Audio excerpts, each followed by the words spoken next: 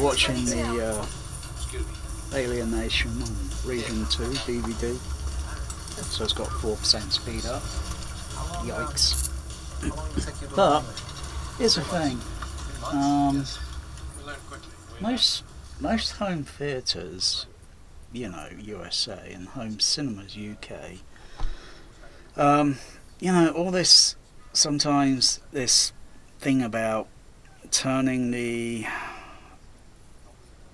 center channel up, you know, so I frequency check the LCR, so I use the RAM, the True RTA, so I can bring up, let's see,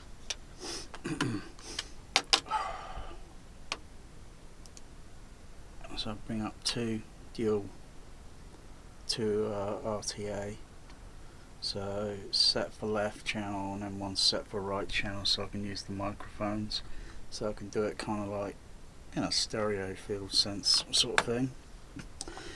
So I can check left, right, adjust the frequency, you know, get the frequency all levels the same, etc., and then turn the power, the gain level down on the mixer, and then check, say whether it be left, the center channel, or left center, or center right center, or center left center, whatever, you know, any combination. Whereas I'd have to then move the other microphones around, of course, in position and such, and then check. But in the case of the Alien Nation, I'm finding I'm turning the center channel down considerably, because most part I'm hearing what's called audio masking. I mean, this scene's pretty got a nice sort of ambient sort of sound effects and such with everything, and how far have I turned the the center channel down? Well, quite a bit, minus 12 dB, and yet, hey, I've still got no problem hearing dialogue level. It might not be like you know, the sort of loudness sort of thing. I mean, that has to be adjusted, and then maybe go back and sort of like maybe look at the center channel and say, well, I don't know, could this have been one of those near field mixes and something? Yikes, or was it a theatrical mix, or what? I mean, but I know when I can hear something that's masking considerably, and even though if we are speaking ourselves with other sounds around us, we would cause ourselves to hear a masking effect with certain sounds of our speech. As well as we hear the inner ear sound, the inner head. So if you would put earplugs in your ears, you would hear a muffled sound. Partly, you know, you can still perceive some of the sound external around you, but you hear more, you know, and it becomes a masking effect anyway.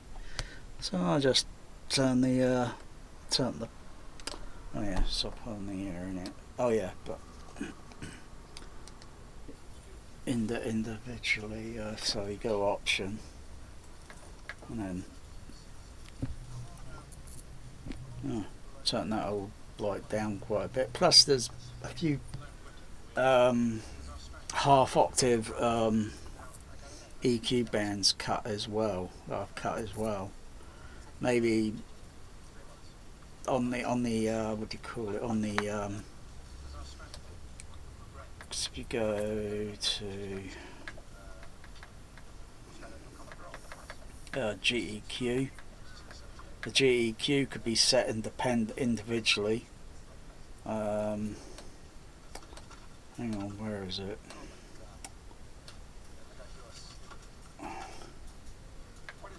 Might have it on the, yeah, that might be on the other setting. Oh yeah, there it is. So it's on the centre there. So it's cut down. So if I would go over to say, got no inputs on the other one, so they're not going to show up. If I go to computer mode,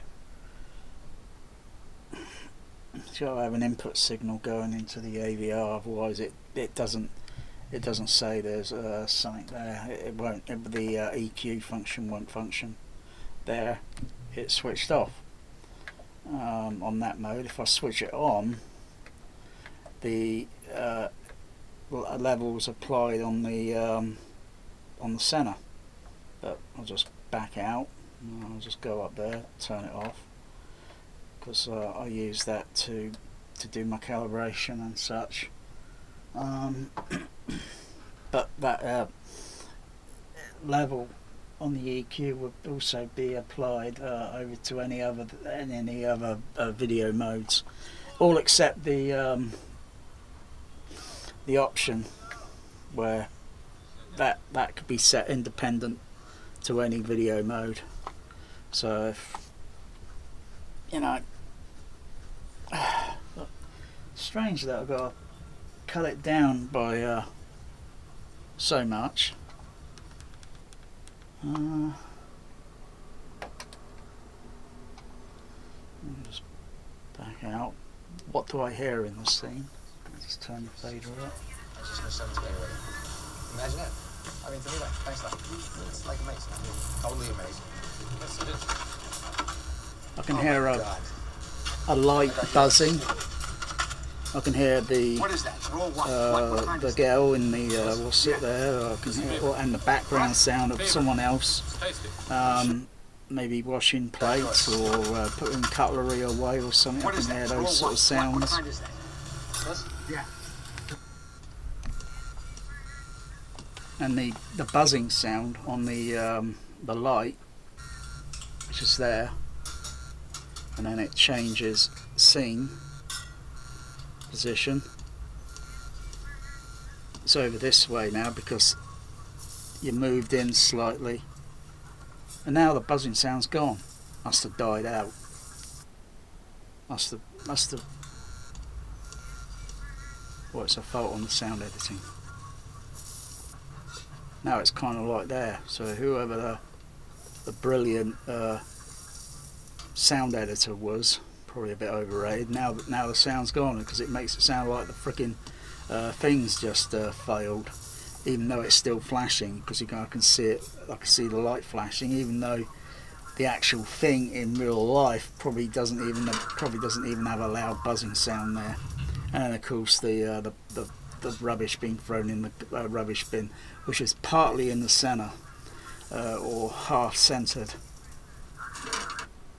Would you like to try some? None of the best. I was telling my son, how do you know you don't like it if you won't even try? You tell him that. Let me ask you something. I can slightly would it really put you out? I mean, badly if you put it on the grill just for a minute or two? Our bodies do not assimilate the nutrients if the food has been cooked. I see. But, footsteps George, that's very going by and see, we're gonna go out music playing in cars, fur in your teeth. fur on your teeth.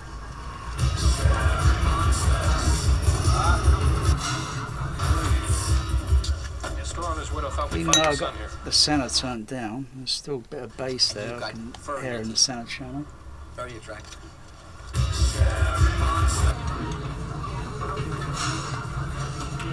There's low end ambient on the left and right, and sound of what sounds like a pool table.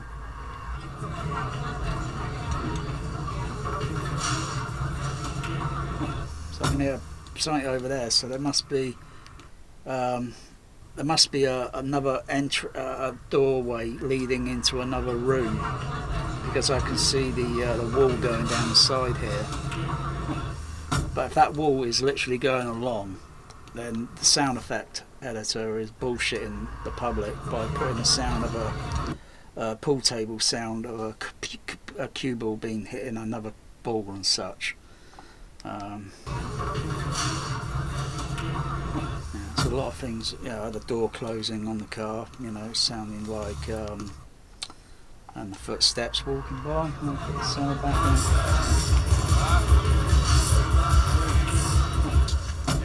You can hear the door closing, nice and clear.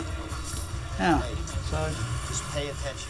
Let me just pay attention. So yeah, sometimes you need to turn that center channel down, or you might have to readjust the levels as such. Make sure your frequency levels are all spot on, which is not hard, which is not a tall order to do. And then if there's something a little bit different about you know, and you're familiar with the film and all that, or you're familiar with how sounds would be, make the appropriate adjustment. But most people just turn the center channel level up because, one, they're playing on a small speaker, and you got these stupid tower speakers which I don't understand, and you just got this dinky little center speaker, and it's got no place. You know, it should be either use three little dinky center channel speakers for left, center, right, or use 3 towers for left, center, right, or get some cinema PA speakers, because that is what films are mixed on. They're not mixed on M&K speakers at the end of the day. Those are only for like post editing and, you know, for when you're doing sound editing and all that, and then that mix then gets turned over to a large dubbing theatre where they are mixed on PA speakers, which are the same as what are used in a cinema. And what's the excuse for home cinemas to use, you know, when my room is tiny and yet there's cinema speakers behind the screen? And I don't have a problem hearing dialogue unless it is one of these absolute god-awful sound mixes where the left and right is just literally way many dB high, because I can see it on the meters there, and they're way high, and it's like, and I go through to try and make the film as best as it can be on the playback, and yet it's almost impossible. And one movie I'm just thinking of is that rubbish movie called 300. That is just impossible to sort of get it to sound like A-OK. I might as well just play the movie back in mono. But this movie, you know, was done decades ago, decades before 300, and yet it's okay. Apart from, you know, I'm making a level adjustment in a larger room with the speakers spread apart. It might be different. So I don't think you need a near field, or, you know, need to have the film mix manipulated. Keep it at original, and then it's just down to the individual of the home theatre owner how they adjust the level playback for their friends, guests, whatever, family, you know, to impress their neighbour with a sub bass turned up way freaking too high, and it just drowns out everything else, all the bass, mid, and all the other channels, and you don't feel all the rest of the impact.